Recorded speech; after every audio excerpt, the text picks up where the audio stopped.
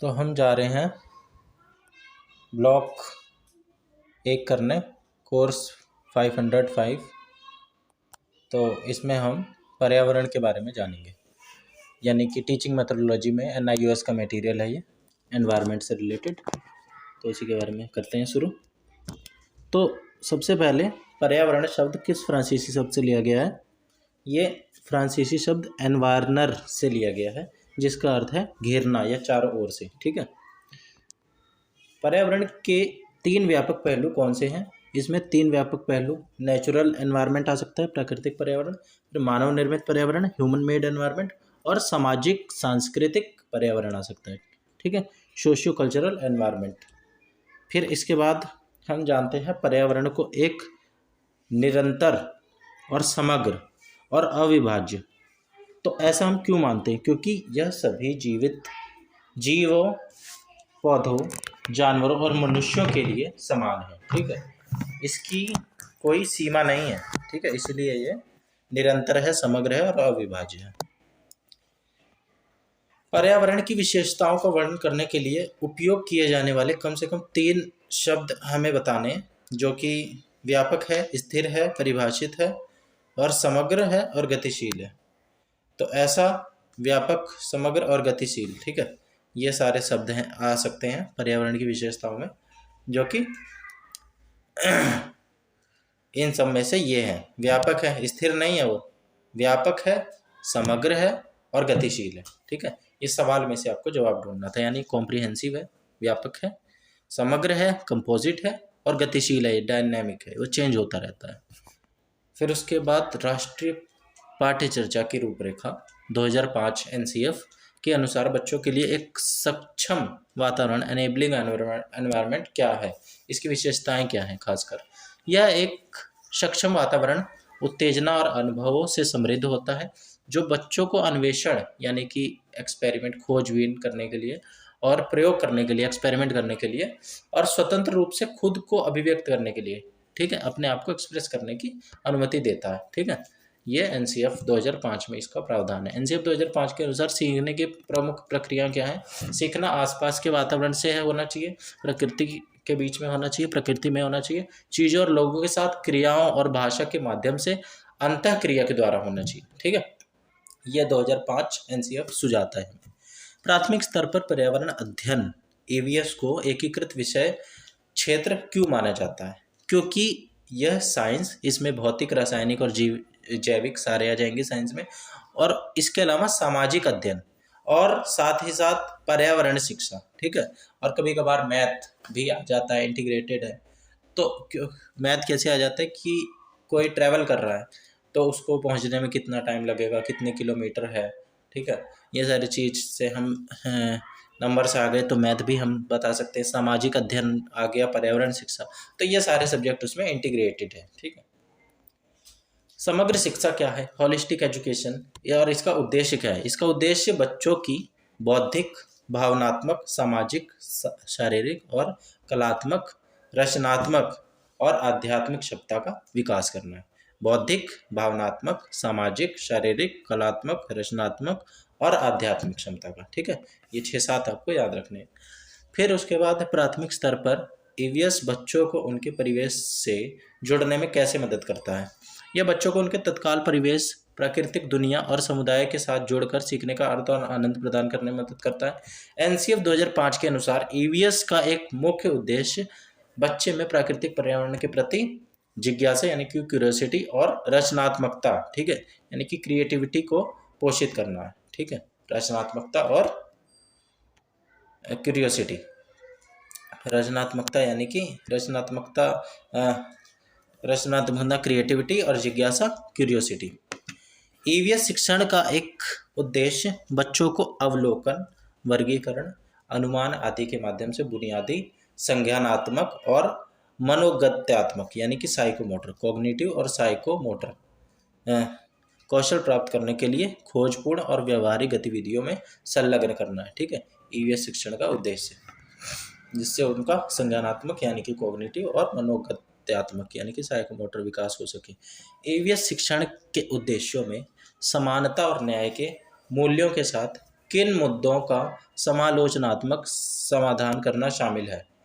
तो इनमें कई सारी चीज़ें आ सकती हैं, जिसमें समानता और न्याय के मूल्य कहाँ पे, एक तो लैंगिक मुद्दे होते हैं, लैंगिक सरोकारों, ठीक है, कि लड़कियों के साथ भेदभाव ना करना, लड़कों के साथ भी ना करना, और वंचना की कोई चीज़ अगर बहुत वल्नरेबल है कोई, ठीक है, कोई बहुत ही स्कार्सिटी में रह रहा है, तो उसको क्या कहते हैं, और प्रताड़ित ना करना और उसका ह्यूमिलिएशन ना करना, और उत्पीड़न के मुद्दों का भी इसमें समायोजन किया जाता है। इसके बाद मूल्य, वैल्यूज़ क्या होती हैं, ठीक है, मूल्य व्यापक प्रभावी गुण माने जाते हैं जो किसी व्यक्ति की धारणा, सीखने और विचारों और व्यवहार की दिशाओं पर पर्याप्त प्रभाव डालते हैं, ठीक है।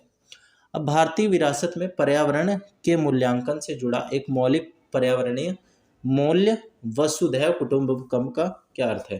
तो ये भी इंपॉर्टेंट टॉपिक है। इसका अर्थ है पृथ्वी पर जो कुछ भी है वह एक ही परिवार है। इसका मतलब वसुधैव कुटुंब का मतलब है कि ये पूरा विश्व जो है वो एक ही परिवार है और हम सब आपस में भाई भाई हैं, भाई बहन हैं जो भी, ठीक है। किस भारतीय दार्शनिक ने टिप्पणी की थी कि प्रकृति से अलग शिक्षा छोटे बच्चों को अकथनीय नुकसान पहुंचाएगी? तो ये कहा था रविंद्रनाथ टैगोर ने, ठीक है। वो बहुत पर्यावरण पे जोर देते थे कि पर्यावरण में बच्चों को सीखना देना चाहिए। वैश्विक पृथ्वी चार्टर, ग्लोबल अर्थ चार्टर का मुख्य संदेश क्या है? यह एक न्यायपूर्ण, टिकाऊ और शांतिपूर्ण वैश्विक समाज के निर्माण के लिए मौलिक मूल्यों और सिद्धांतों की एक अंतर्राष्ट्रीय घोषणा है, ठीक है। यह एक न्यायपूर्ण, टिकाऊ और शांतिपूर्ण वैश्विक समाज के निर्माण के लिए मौलिक मूल्यों और सिद्धांत की एक अंतर्राष्ट्रीय घोषणा है, जिसका नाम है ग्लोबल अर्थ चार्टर या वैश्विक पृथ्वी चार्टर। ईवीएस के दायरे को किन 3 व्यापक सिद्धांतों के आसपास आयोजित किया गया है? इसमें 3 चीज़ें आ जाती हैं, लर्निंग अबाउट, लर्निंग थ्रू और लर्निंग फॉर। यानी कि पर्यावरण के बारे में सीखना, लर्निंग अबाउट एनवायरनमेंट, पर्यावरण के माध्यम से सीखना, लर्निंग थ्रू एनवायरनमेंट, और पर्यावरण के लिए सीखना, लर्निंग फॉर एनवायरनमेंट, ठीक है। ये 3 चीज़, इसमें 3 सिद्धांत आ जाते हैं। इसके अलावा ईवीएस में विषय वस्तु को विषयों के बजाय थीम के आसपास क्यों व्यवस्थित किया गया है? मतलब उसमें 6 थीम है और उसी के अनुसार उसको डिजाइन किया करा गया है, क्योंकि यह बच्चों को विषय के खंडित दृष्टिकोण के बजाय एक अंतः या अंतर संबंधित और जुड़ी हुई समझ विकसित करने में मदद करता है, ठीक है। ये सारी चीज़ें एक दूसरे से जुड़ी हुई हैं, अलग अलग करके नहीं पढ़ाया जा रहा है, थीम में सारी चीज़ें एक दूसरे से कनेक्ट होती हैं। इसके अलावा ईवीएस की एक प्रमुख विशेषता यह है कि यह प्रासंगिक है, यानी कि कॉन्टेक्चुअल है जिसको हम रिलेट कर सकते हैं, ठीक है, जिसे हम रेजोनेट कर सकते हैं अपने आसपास से, जिसका अर्थ है कि अवधारणाएं और उदाहरण स्थान और समय के साथ बदल सकते हैं, ठीक है। हाँ, तो इसका मतलब ये भी है, टाइम के साथ चीज़ें बदलेंगी और उनका क्या कहते हैं, कॉन्टेक्स्ट भी बदलेगा, स्थान बदलेगा तो भी उसका कॉन्टेक्स्ट बदलेगा, ठीक है। तो ये भी है। फिर ईवीएस को शिक्षार्थी केंद्रित यानी कि लर्नर सेंटर्ड क्यों कहा जाता है? क्योंकि इसमें शिक्षण के बजाय बच्चों का सीखना यानी कि कक्षा के लेन देन का मूल इसमें शामिल होता है, ठीक है। तो यहाँ पे बच्चा सेंटर में होता है, सीधी सी बात है, लर्नर सेंटर्ड नाम से ही पता चल रहा है। ईवीएस में कोई सही कोई गलत नहीं होता, नो राइट नो रॉन्ग की अवधारणा। अब इस अवधारणा का मतलब क्या होता है? तो इसका तात्पर्य यह है कि कोई भी एक दृष्टिकोण या राय सभी स्थितियों में मान्य नहीं हो सकती, क्योंकि पर्यावरण संबंधी समझ प्रासंगिक होती है, ठीक है। यानी कि अभी हमने जाना कॉन्टेक्चुअल होती है, हर सिचुएशन के हिसाब से हमें देख के बताना होगा, ठीक है। फिर ईवीएस का एक अभिन्न अंग मूल्य, ईवीएस का एक अभिन्न अंग है मूल्य, ठीक है, वैल्यूज जिसे हम कहते हैं। तो क्यों है? सिंपली क्योंकि ईवीएस सीखना बच्चे के मनोविज्ञान के भावनात्मक पक्ष, ठीक है, अफेक्टिव डोमेन यानी कि जो उसकी साइकोलॉजिकल जो डोमेन है उसका अफेक्टिव डोमेन, उस पर अधिक ध्यान केंद्रित करता है, ठीक है। इसलिए ये वैल्यूज में आ जाता है। शोधों ने स्थापित किया है कि यानी कि रिसर्च में पाया गया है कि बच्चे वयस्कों से अलग वास्तविक जीवन यानी कि रियल लाइफ संदर्भों के माध्यम से और करके और अपने परिवेश में सीखते हैं, ठीक है। यानी कि अपने रियल लाइफ के माध्यम से सीखते हैं, उसके संदर्भ में, और चीज़ें करके सीखते हैं, अपने हैंड्स ऑन एक्टिविटी करते हैं और अपने आसपास की चीज़ों से ज़्यादा सीखते हैं। जबकि जो वयस्क होते हैं वो पढ़ के भी सीख सकते हैं, थ्योरेटिकल नॉलेज भी लेके सीख सकते हैं, और बच्चे इतने आसानी से पढ़ के नहीं सीखते हैं जितना वो करके, ठीक है, और परिवेश से देख के ऑब्जर्व करके सीखते हैं। एनसीएफ 2005 किस शिक्षण सिद्धांत पर बहुत अधिक प्रभावित है? तो ये सामाजिक रचनावाद, सोशल कंस्ट्रक्टिविज्म के सिद्धांत पर आधारित है और इसी पे जोर देती है। ईवीएस शिक्षण के लिए बच्चे के तत्काल वातावरण को सीखने की प्रयोगशाला के रूप में उपयोग करने का क्या लाभ है? तो यह सुनिश्चित करता है कि छात्र अपने स्वाभाविक रूप से पसंदीदा सीखने की विधि का पालन करें, जिससे कि उसकी सीख, ज्ञान और क्षमता में वृद्धि हो। तो इसीलिए ईवीएस शिक्षण के लिए बच्चे के तत्काल वातावरण को सीखने की प्रयोगशाला के रूप में जाना जाता है, ठीक है, और ये उसके लाभ होते हैं, ठीक है, जिससे वो अपने स्वाभाविक रूप से अपनी पसंदीदा उससे सीख सके, ठीक है, ज्ञान ले सके और क्षमता में वृद्धि कर सके। अब ज्ञात से ज्ञात, नोन टू अननोन, ठीक है, और मूर्त से अमूर्त, ठीक है, कॉन्क्रीट टू एब्स्ट्रैक्ट की और अन्वेषण को सुगम बनाने का क्या महत्व है? तो यह बच्चों को मौजूदा जानकारी के संबंध में नई जानकारी को पहचानने, यानी कि उसके पास जो पहले से नॉलेज है उसके माध्यम से वो नई जानकारी को जानता है और समझने में मदद मिलती है उसको, ठीक है, और इस अवधि में अमूर्त अवधारणाओं को सीखने की क्षमता सीमित होती है। हमने जीन पियाजे की कॉन्क्रीट ऑपरेशनल स्टेज देखी है 2 से 7 साल की, तो बच्चे उसमें कॉन्क्रीट चीज़ों से सीखते हैं, एब्स्ट्रैक्ट चीज़ों से उनकी वो लॉजिकल थिंकिंग और एब्स्ट्रैक्ट थिंकिंग डेवलप नहीं हो पाई होती है, तो इसीलिए इस पे जोर दिया जाता है। प्राथमिक स्तर के लिए ईवीएस पाठ्यक्रम में उल्लिखित 6 सामान्य थीम क्या है?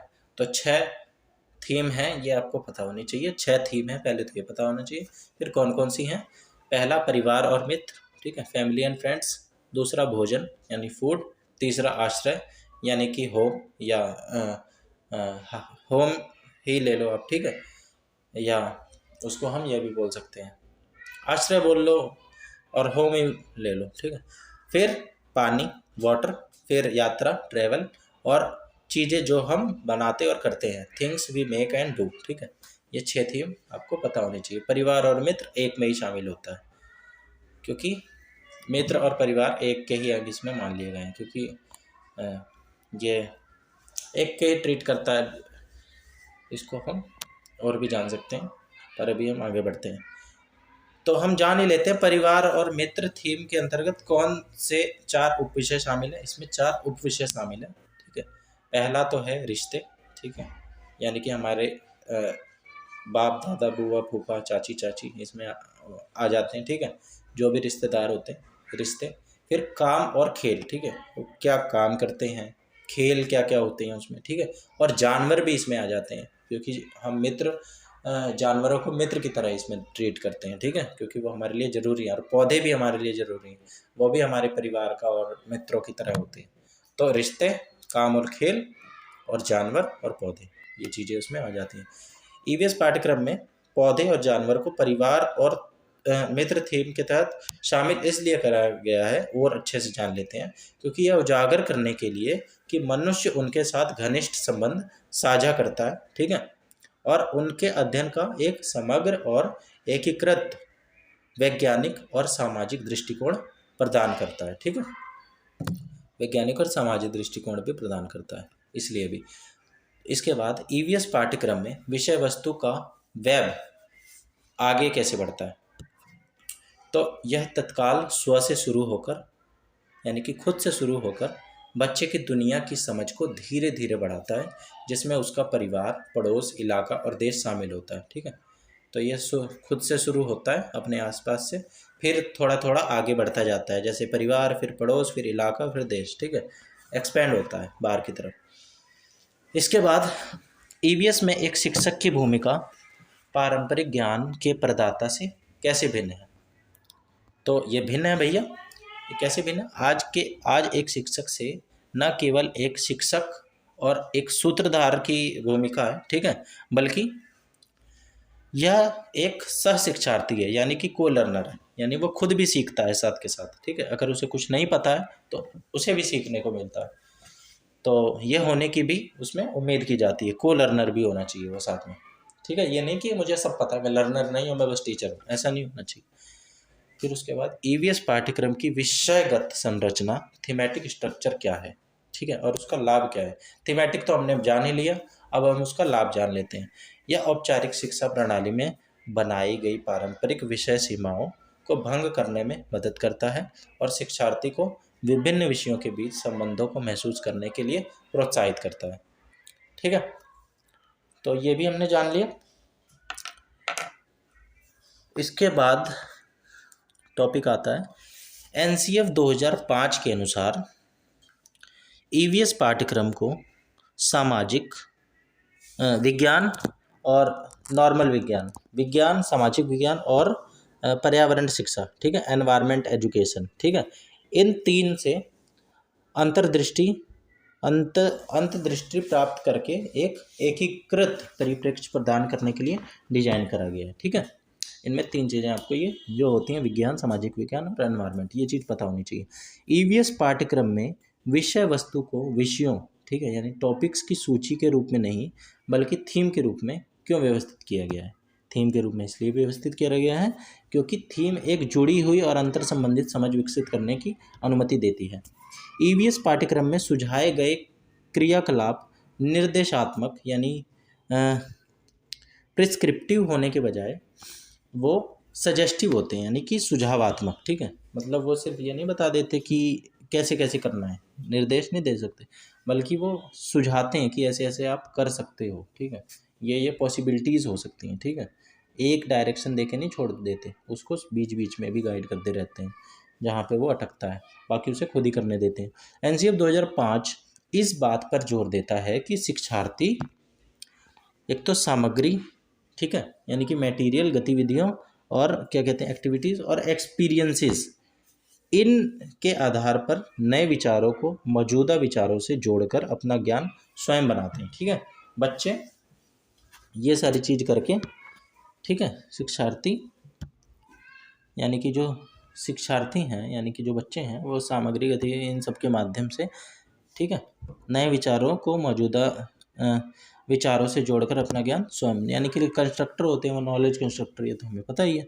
एनसीएफ 2005 के अनुसार ईवीएस पाठ्य पुस्तक का क्या उद्देश्य है, ठीक है। इसका उद्देश्य ये है कि भाई यह ज्ञान के निर्माण में सहायता करने वाले स्रोतों में से एक है, ना कि शिक्षक के हाथ में सब कुछ, ठीक है, वाला उपकरण, ठीक है। तो ये ज्ञान का निर्माण करने का एक स्रोत है, ना कि पाठ्य पुस्तक में सब कुछ मौजूद नहीं है, वो खाली एक स्रोत है, एक माध्यम है, एक छोटा सा एक उपकरण है, छोटा सा, सब कुछ नहीं है। पाठ्य पुस्तक को हमें सब कुछ नहीं मान लेना। फिर उसके बाद कक्षा 3, 4 और 5 के लिए ईवीएस पाठ्य पुस्तकों का शीर्षक आसपास, ठीक है, लुकिंग अराउंड बुक का नाम है, आसपास हिंदी में। इससे क्या पता चलता है हमें, यह दर्शाता है कि हम अपने आसपास की दुनिया के साथ बातचीत करके बहुत कुछ सीख सकते हैं, ठीक है। आसपास तभी नाम है, लुकिंग अराउंड देख के, ठीक है। और बच्चों को अन्वेषण और खोज में एक सक्रिय भागीदार बनने के लिए आमंत्रित करता है, ठीक है, यानी कि अपने आसपास से ही सीखो भाई, लुकिंग अराउंड, अपने आसपास देखो। ईवीएस पाठ्य पुस्तकों में पाठों के लिए विभिन्न प्रारूपों जैसे कहानियाँ, कथाएं, कविताएं इसको शामिल किया जाता है। तो इसका उपयोग क्यों किया जाता है, क्योंकि भाई ये बच्चों की विभिन्न सीखने की शैलियों का समर्थन करता है। भाई कुछ बच्चे कहानियों के माध्यम से सीखते हैं, कुछ कविताओं के माध्यम से, गानों के माध्यम से, सबकी अलग अलग शैलियाँ हैं, और ये बच्चों को सपोर्ट करता है। और इससे बच्चों में जिज्ञासा भी, क्यूरियोसिटी भी आती है, ठीक है, और अभिव्यक्ति भी डेवलप होती है, यानी बच्चे अपने आप को और अभिव्यक्त अच्छे से कर पाते हैं, और सहानुभूति भी डेवलप होती है, ठीक है, और खोज के लिए व्यापक अवसर भी मिलते हैं। अब इसके बाद ईवीएस पाठ्य पुस्तकों में गतिविधियों और अभ्यासों का मुख्य उद्देश्य क्या है। गतिविधियों और अभ्यासों का मुख्य उद्देश्य ये है कि छात्रों के ज्ञान का मूल्यांकन करने के बजाय उन्हें खुद को अभिव्यक्त करने का अवसर प्रदान करना, ठीक है। ईवीएस पाठ्य पुस्तकों में गतिविधियों और अभ्यासों का मुख्य उद्देश्य यह है कि छात्रों के ज्ञान का मूल्यांकन करने के बजाय उन्हें खुद को अभिव्यक्त करने का अवसर प्रदान करना। फिर इसके बाद आती हैं चीज़ें, ईवीएस पाठ्य पुस्तकें सामाजिक मुद्दों जैसे भेदभाव, भोजन और पानी तक पहुंच, ठीक है, ये सारी चीज़ें आती हैं। सामाजिक मुद्दे भाई यही सारे होते हैं, भेदभाव, भोजन और पानी तक पहुंच। तो इन सब से कैसे निपटती है ये सारे जो मुद्दे हैं। तो ये वे बच्चों को, यानी ये सारी चीज़ें बच्चों को उन चीज़ों के बारे में सोचने का अवसर प्रदान करती हैं जिन्हें वे या तो हल्के में लेते हैं, ठीक है, यानी कि इन चीज़ों को बड़ा अंडर एस्टिमेट करते हैं वो, कि पानी ही तो है बहुत सारा, ठीक है, भोजन ही तो है, ठीक है, और भेदभाव, वो इन चीज़ों पे ध्यान ही नहीं देते हैं, ठीक है, बहुत हल्के में लेते हैं, जिनके बारे में सोचने से बचते भी हैं वो, ठीक है, जबकि ये बहुत ज़रूरी चीज़ें हैं, इसके बिना तो लाइफ ही नहीं है। और भेदभाव अगर हम करते हैं तो ये भी बहुत बुरी चीज़ है।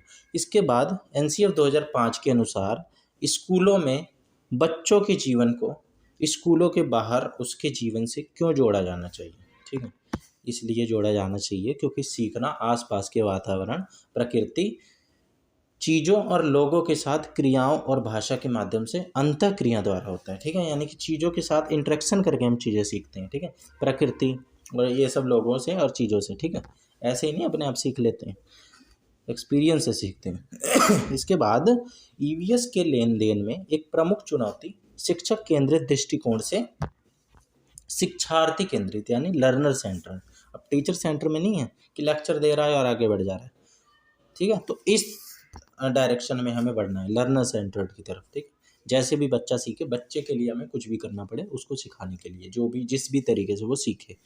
तो सीखने को प्रासंगिक बनाने यानी कॉन्टेक्चुअलाइजिंग लर्निंग, इसका मतलब क्या है, तो इसका मतलब है कि ईवीएस की सामग्री को वास्तविक दुनिया की स्थितियों से जोड़ना, जिससे बच्चे अपने तत्काल वातावरण में जो देखते हैं, जो अनुभव करते हैं, उसके साथ संबंध स्थापित कर सकें, ठीक है, तो ये है। इसके बाद एनसीएफ 2005 बच्चों द्वारा ज्ञान निर्माण यानी कि नॉलेज कंस्ट्रक्शन पर जोर क्यों देता है, तो इसलिए जोर देता है, यह रटने की विधि के माध्यम से बच्चों को ज्ञान दिए जाने के बजाय उनके विविध अनुभवों से ज्ञान का निर्माण करने में मदद करने पर केंद्रित है, ठीक है, इसलिए अथर्ववेद में एक चीज़ का जिक्र है का पृथ्वी सूक्त है उसमें, तो उसमें कहा गया है पृथ्वी को माता और सभी जीवित प्राणियों को संतान, ठीक है, उसी पृथ्वी की संतान जो भी लिविंग बीइंग है यहाँ पे, पृथ्वी को माता अथर्ववेद में, तभी हम कहते हैं धरती माता, ठीक है, पृथ्वी माता। तो ये वर्णित करता है, तो ये पर्यावरण मूल्य दर्शाता क्या है, ये क्यों, इससे हमें क्या पता चल रहा है, क्यों जरूरी, तो यह प्रकृति और सभी जीवन रूपों के प्रति गहरे सम्मान और देखभाल के मूल्य को दर्शा रहा है, ठीक है, कि पृथ्वी को हमने माता मान लिया, ठीक है, और सभी जीव जंतुओं को उसकी संतान मान लिया, ठीक है, इससे ज़्यादा बड़ी वैल्यू क्या हो सकती है।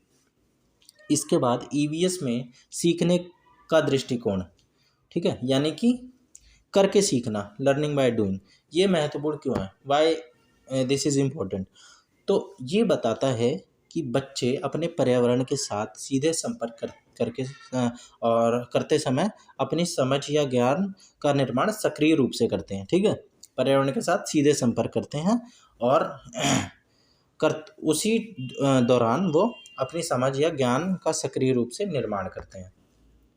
अब कक्षा 5वीं में यात्रा विषय बच्चों को बछेंद्री पाल की कहानी के माध्यम से हिमालय के कठिन और दुर्गम इलाके की यात्रा पर ले जाता है, ठीक है, तो इसका उद्देश्य क्या है, ये कहानी क्यों पढ़ाई गई, क्योंकि इसका उद्देश्य यह है कि बच्चों को चुनौतियों का सामना करना और राष्ट्रीय गौरव की भावना को प्रेरित करना, जगाना है, ठीक है, ताकि वो ये राष्ट्रीय भावना को प्रेरित करना सीख सकें। इसके बाद ईवीएस में हमारा शरीर विषय आवर बॉडीज़ को पारंपरिक वैज्ञानिक दृष्टिकोण से अलग परिवार और मित्र थीम के तहत क्यों रखा गया है, ठीक है, हमारा विषय को क्या कहते हैं, विज्ञान में नहीं रखा गया, परिवार और मित्र में रखा गया है, तो ऐसा क्यों करा गया है, ये इसलिए करा गया है, यह बच्चों को अपने शरीर को अपने स्व के हिस्से के रूप में अधिक प्रासंगिक और जुड़े हुए तरीके से देखने की अनुमति देता है, ठीक है, कि हमारा शरीर हमारे से ही खुद से जुड़ा हुआ, सबसे पहले हम हैं, फिर परिवार, फिर यहाँ से, मतलब कि सेंटर से बाहर की तरफ वो जा रहा है, ठीक है। अब ईवीएस के लेन देन में आने वाली एक अतिरिक्त चुनौती क्या है, तो शिक्षकों को विषयों की व्यक्तिगत सीमाओं से परे जाकर एकीकृत अवधारणाओं को विकसित करने में मदद करनी है, ठीक है, और बच्चों की मदद करनी है, और उसके लिए उपयुक्त सीखने के अनुभव भी उनको प्रदान करने हैं, ठीक है, ज़्यादा से ज़्यादा, और योजना बनाते रहना है। तो एक बार हम जल्दी जल्दी कर लेते हैं ये एनवायरनमेंट का जो टॉपिक है, NIOS का मटेरियल, इसको हम एनवायरनमेंट का जो चैप्टर है, कोर्स है, इसको हम जल्दी जल्दी कर लेते हैं। What is the literal meaning क्या है एनवायरनमेंट का? तो एनवायरनमेंट, और ये जो है फ्रेंच वर्ड से आया है, एनवायरनर, ठीक है, और एनवायर का मतलब है एनसर्कल या सराउंड, ठीक है, यानी हमारे आसपास की चीज़ें, ठीक है। फिर ये जो एनवायरनमेंट है ये ब्रॉडली कंपोज्ड हुआ है नेचुरल एनवायरनमेंट और कौन से एनवायरनमेंट से? सोशियो कल्चरल, ठीक है। फिर what are the abiotic factor कौन कौन से included in the natural environment? Natural abiotic कौन कौन से? एयर, ठीक है, वाटर, सॉइल, रॉक्स और लैंडफॉर्म्स, जो मतलब निर्जीव हैं। बायोटिक एलिमेंट्स में क्या क्या है? नेचुरल एनवायरनमेंट का हिस्सा होते हैं अबायोटिक और बायोटिक, इसमें प्लांट्स, एनिमल और माइक्रो ऑर्गेनिजम्स आ जाते हैं, ठीक है। उसके बाद रोड, बिल्डिंग्स, इंडस्ट्रीज, ये जो है डैम्स वगैरह, ये किस कैटेगरी में आ जाते हैं एनवायरनमेंट? ये ह्यूमन मेड एनवायरनमेंट में आ जाते हैं। कौन से इंस्टीट्यूशन बनाते हैं हमारे सोशियो कल्चरल एनवायरनमेंट को? ये इंडिविजुअल, फैमिली, कम्युनिटी, ये सारे इंस्टीट्यूशन, रिलीजन, एजुकेशनल, ठीक है, और इकोनॉमिक और पॉलिटिकल इंस्टीट्यूशंस मिलके हमें ये बनाते हैं, जो कि सोशियो कल्चरल एनवायरनमेंट में आ जाता है। इसके बाद कौन से फंडामेंटल कैरेक्टरिस्टिक है एनवायरनमेंट के जो हमेशा डायनेमिक है, ठीक है, और स्टैटिक नहीं है? तो ये हमेशा चेंज होता रहता है एनवायरनमेंट, और जिसकी वजह से ये कॉन्टीन्यूअस इंटरेक्शन करता रहता है, और इसके सब सिस्टम भी होते हैं। अब हमें NCF बताता है, सब सिस्टम इसलिए होते हैं क्योंकि ये डायनेमिक है। NCF 2005 क्या बताता है हमें कि बच्चों को लर्निंग एनवायरनमेंट के साथ कनेक्ट करना है, ताकि ये बहुत ही रिच उनको स्टिमुलेशन दें और एक्सपीरियंस दें, और बच्चों को अलाउ करें कि वो एक्सप्लोर करके, एक्सपेरिमेंट करके और फ्रीली एक्सप्रेस करके सीखें और अपने आप को अभिव्यक्त कर सकें, एक्सप्रेस कर सकें। NCF 2005 ये भी बताता है कि एनेबल करना एनवायरनमेंट को, इसमें एम्बेड करता है बच्चों में, यानी कि डालता है चीज़ें सोशल रिलेशंस की, और बच्चों को सेंस डेवलप करता है वार्मथ की, है, ठीक है, और सिक्योरिटी और ट्रस्ट डेवलप करता है। इसके अलावा जो इमीडिएट एनवायरनमेंट है हमारा, वो जो है वो प्राइमरी एनवायरनमेंट के रूप में हम उसे जान सकते हैं। तो ये बच्चे से रिलेट करता है, चाइल्ड उससे डायरेक्ट रिलेट करता है और सीखता है, जो प्राइमरी एनवायरनमेंट होता है उसके डायरेक्ट आसपास का। तो according to the declaration of the environment leaders of the 1997, what is the single most effective means of protecting children against environment threats? तो प्रिवेंशन ऑफ एक्सपोजर, तो ये कन्वेंशन हुआ होगा 1997 में, एनवायरनमेंट लीडर्स ऑफ 8 के नाम से। तो सिंगल मोस्ट इफ़ेक्टिव मीन क्या है बच्चों को बचाने का इस एनवायरनमेंट थ्रेट से? उनको उस जगह से एक्सपोज करने से ही बचा देना, ठीक है। कौन सा इंटरनेशनल एग्रीमेंट हुआ है जो सेट करता है principle to protect the earth, ठीक है, बच्चों के लिए प्रोटेक्ट द अर्थ? तो the United Nation General Assembly special session on children, ठीक है, ये हुआ था मई 2002 में। According to NCF 2005, learning takes place through interaction with the environment through action and what other key process? Language, ठीक है, लैंग्वेज से सीखता है, एक्शन से, और करके सीखता है एनवायरनमेंट में वो। अब NCF 2005 एम्फसाइज करता है कि context in which learning takes place is of direct cognitive significance, ठीक है, उसके दिमागी रूप का डायरेक्ट वो विकास करती है, ठीक है, जो कि एम्फसाइज इसको सजेस्ट करता है। Environment studies for class 3rd to 5th deals with the study of our environment with an emphasis on what to expect. तो ये प्रिजर्वेशन यानी बचाने में और कॉन्जर्वेशन ये सिक्योर करने में और बचाने में, प्रिजर्वेशन और कॉन्जर्वेशन पे वो जोर देता है. EVS at the primary stage is an integrated subject area drawing insight from sciences, social studies and environment education. ठीक है, ईवीएस में ये तीन चीज़ें आ जाती हैं, साइंस, सोशल साइंस और एनवायरमेंट एजुकेशन. Environment education. इसके बाद एम क्या है होलिस्टिक एजुकेशन का? तो बच्चों को डेवलप का उनकी intellectual, emotional, social, physical, artistic, creative और स्पिरिचुअल पोटेंशियल को डेवलप करना. ठीक है, होलिस्टिक डेवलपमेंट में सारी चीज़ें आ जाती हैं, सारे विकास के आयाम आ जाते हैं, डायमेंशंस आ जाते हैं. फिर the EVS approach goes beyond a single subject to help children use the content and methods of science and social science to solve environmental problems. ठीक है, और इश्यूज इन द फ्यूचर. इसीलिए वो उसको बच्चों को साइंस और सोशल साइंस ये सारी चीज़ें इंटीग्रेट करके पढ़ाई जाती है ताकि वो प्रॉब्लम्स को सॉल्व कर सके. देखिए फिर ऑब्जेक्टिव क्या है टीचिंग करने का ईवीएस का? एनसीएफ 2005 के अनुसार क्यों पढ़ाया जा रहा है? Is to train children to locate and comprehend relationship between which environment?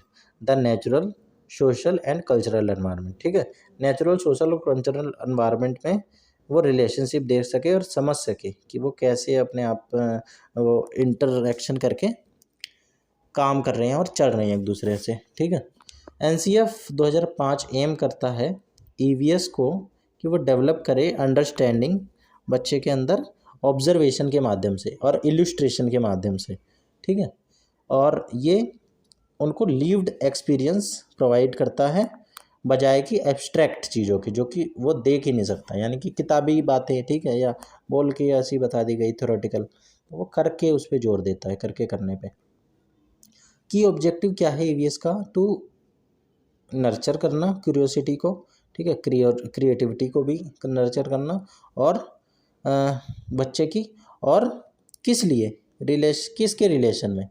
ये नेचुरल एनवायरनमेंट के जिसमें आर्टिफैक्ट्स और लोग आ जाते हैं. ठीक है, अब ईवीएस एम करता है बच्चों को एंगेज करने में किसमें? एक्सप्लोरेटरी. ठीक है, एक्सप्लोर करके और हैंड्स ऑन एक्टिविटीज़ करके वो सीखे और एक्वायर करे अपनी बेसिक कॉग्निटिव और साइकोमोटर स्किल्स. ठीक है, यानी कि एक्सप्लोर करें और हैंड्स ऑन एक्टिविटीज़ करें.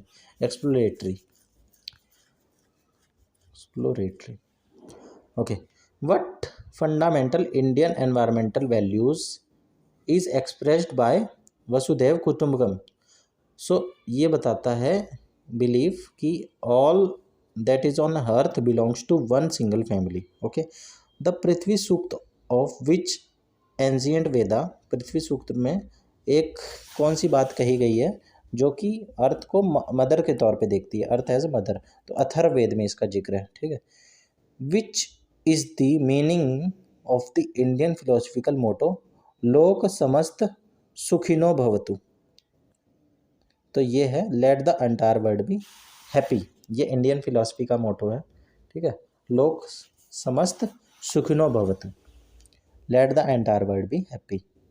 फिर what is the name of the international declaration of fundamental values for building a just, sustainable and peaceful global society mentioned in the, ये किस में मेंशन्ड है? पीसफुल ग्लोबल सोसाइटी बनाने के लिए. ठीक है, फंडामेंटल वैल्यूज़. ठीक है, और सस्टेनेबिलिटी. तो ये डेवलप किया गया है ग्लोबल अर्थ चार्टर में. ठीक है, ग्लोबल अर्थ चार्टर में इन चीज़ों का जिक्र है. The preamble of the Earth Charter states that the spirit of human solidarity is strengthened when we live with reverence for the mystery of being, gratitude for the gift of life, and what else? humility. ठीक है, regarding the human place in nature. फिर हम आगे आ जाते हैं. Appreciating the beauty and grandeur found in nature help children develop which type of value। तो ये aesthetic value develop करने में, ब्यूटी और grandeur जो नेचर में पाया जाता है वो डेवलप करने में मदद करता है। ईवीएस ऑर्गेनाइज्ड है, ठीक है, ईवीएस अच्छे से ऑर्गेनाइज्ड है 3 चीज़ों में, 3 ब्रॉड प्रिंसिपल्स में। लर्निंग अबाउट द एनवायरनमेंट, ठीक है, लर्निंग थ्रू द एनवायरनमेंट, ठीक है, और लर्निंग फॉर द एनवायरनमेंट, ठीक है, एनवायरनमेंट के लिए, ठीक है, ताकि हम उसकी रक्षा कर सकें। तो ईवीएस में how are the contents spirally organised, ठीक है, to expand a child's understanding. तो स्पायरली कैसे ऑर्गेनाइज्ड है? Starting with the immediate experience, ठीक है, इमीडिएट एक्सपीरियंस नोन, जो वो चीज़ जानता है, and moving out to the world the child inhabits, ठीक है, जहाँ पे वो रहता है और जो चीज़ों के बारे में वो नहीं जानता है, ठीक है, वो उस तरफ ले जाता है उसे, ना जो चीज़ वो नहीं जानता है उस तरफ ले जाता है, जो चीज़ वो जानता है उसके माध्यम से। But positive attitudes and values does EVS aim to develop in children? Respect, care for all life, ठीक है, compassion, conservation of resources and social responsibility, ठीक है, ये चीज़ें डेवलप करता है। What does it mean to say that EVS is a composite study area? तो it draws learning experience and content from physical, biological, chemical, social and cultural dimension of society. इसी के माध्यम से ईवीएस कंपोजिट स्टडी एरिया माना जाता है, क्योंकि इसमें बहुत सारी चीज़ें आ जाती हैं, ये केमिकल, सोशल, बायोलॉजिकल, फिजिकल, ये सारे कल्चरल, ठीक है, ये सारा फंडा इसी में आ जाता है। Why is EVS considered contextual? Contextual क्यों कहा जाता है? क्योंकि ये एग्जाम्पल्स इसमें शामिल होते हैं और इवेंट्स होते हैं और practices used to teach environment understanding, ये डिफ़र कर सकते हैं प्लेस टू प्लेस, ठीक है, जगह जगह के हिसाब से एग्जाम्पल अलग हो सकते हैं, इवेंट अलग हो सकते हैं, प्रैक्टिसेस अलग हो सकती हैं पढ़ाने की, ठीक है, और अंडरस्टैंडिंग की भी अलग हो सकती है। तो इसीलिए इसको कॉन्टेक्चुअल माना जाता है कि कॉन्टेक्स्ट में चीज़ें होती हैं सारी, ऐसे ही नहीं होती।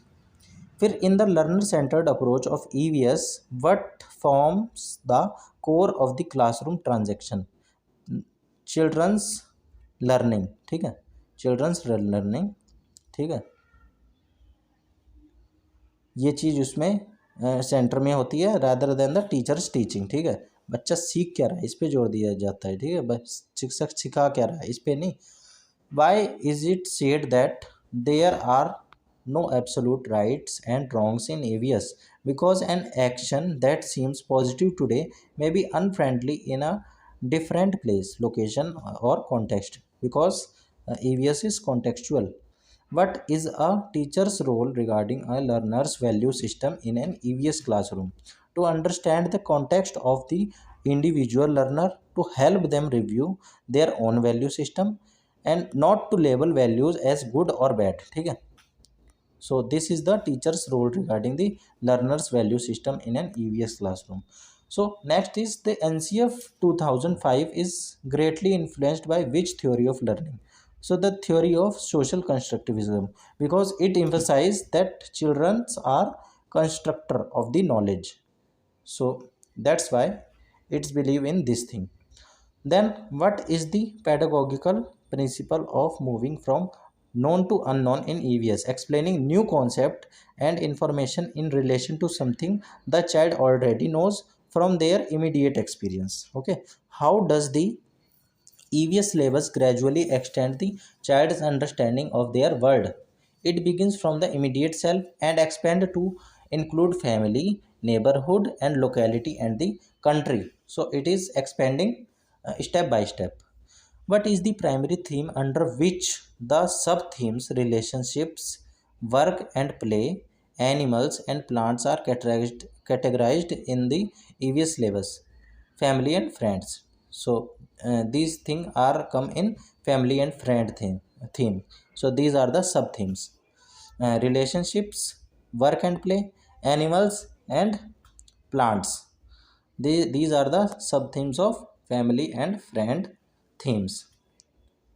List the 6 common themes around which the EVS syllabus for class 3rd to 5th is woven.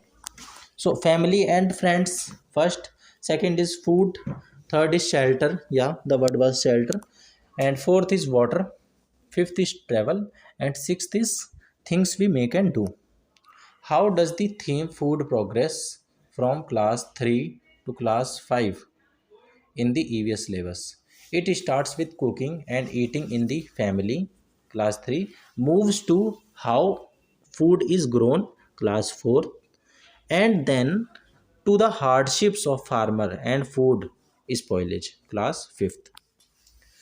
What is the purpose of the theme travel in the EVS syllabus? To help the children on a journey of expanding social and physical spaces into new and unfamiliar terrains. So, why are the why are plants and animals consciously included under the theme family and friends? So it includes because it have to highlight the close relationship humans here with with them, and to provide a holistic scientific and social perspective. Okay, instead of a scientific approach, how are plants first introduced in the EVS curriculum? Through the familiar name of food.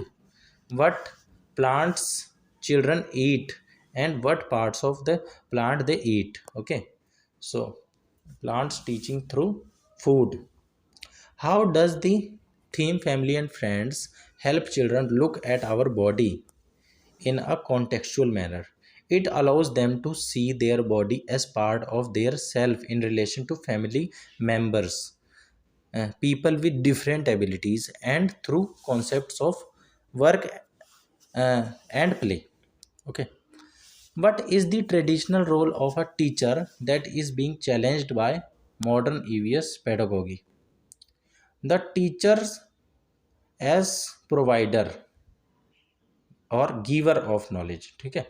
So teacher का traditional role था कि वो teacher centre होता था. अब जो है learner है सेंटर में, और मॉडर्न पेडागोजी भी यही कहती है कि वो प्रोवाइडर ना होगे, फैसिलिटेटर है, ठीक है, गिवर नहीं है. पहले प्रोवाइडर और गिवर होता था नॉलेज का, कि खाली जग में पानी भर दिया या नॉलेज भर दी. In addition to being a teacher and facilitator, what new role is a modern teacher expected to embrace? The role of a co-learner. He or she have to be a co-learner as well, not just a teacher. What does the thematic organization of the EVS syllabus help to dissolve? So, the conventional subject boundaries created in the formal education system. So it has to dissolve this and break the boundaries. The NC of 2005 re-emphasized the recommendation that environmental studies should be taught as an integrated course for the entire primary stage.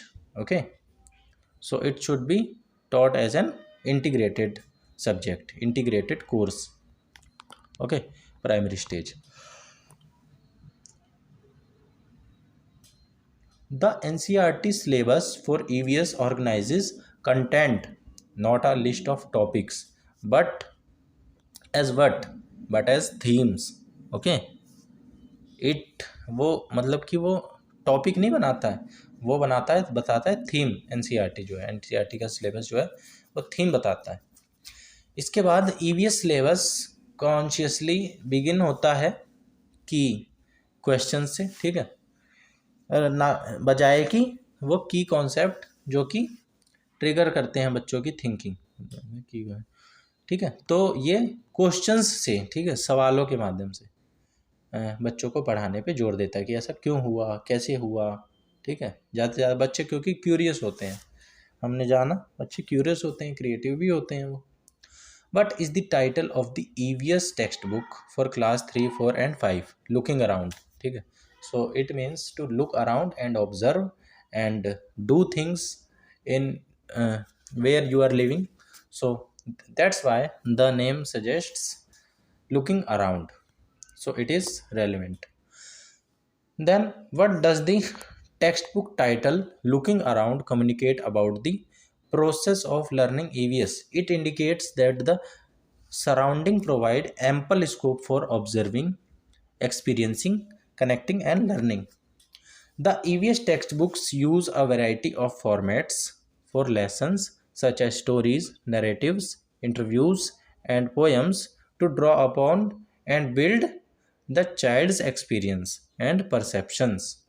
Why is it important for an EVS teacher to deal with social issues like discrimination with sensitivity, to ensure students can freely discuss issues without shame or embarrassment, and not to impose one's own value system? Okay, सो ये बहुत ज़रूरी होना चाहिए कि बच्चों से भेदभाव वाली चीज़ों से बड़ी सेंसिटिविटी के साथ निपटें। ठीक है, ये बच्चों में शेम और एम्बेरसमेंट की भावना डाल सकता है। ठीक है, और ये बच्चों की वैल्यूज़ में भी शामिल हो सकता है, और कोशिश करनी है ये बच्चों में भी ना आ जाए, इसलिए बड़ी सेंसिटिविटी से हैंडल करना होता है इन चीज़ों को। A key characteristic of the NCERT EVS textbook is encouraging students to interact with people outside the classroom, especially family members, particularly elders and community members. इनके साथ interact करने पे जोर दिया जाता है. What is the main challenge for teachers in transacting EVS related to the shift in pedagogical approach, moving from a traditional teacher-centered approach to learner-centered constructivist approach? ठीक है, तो ये एक चैलेंज की तरह है टीचर्स के लिए। ठीक है, ट्रांजैक्ट करना EVS को।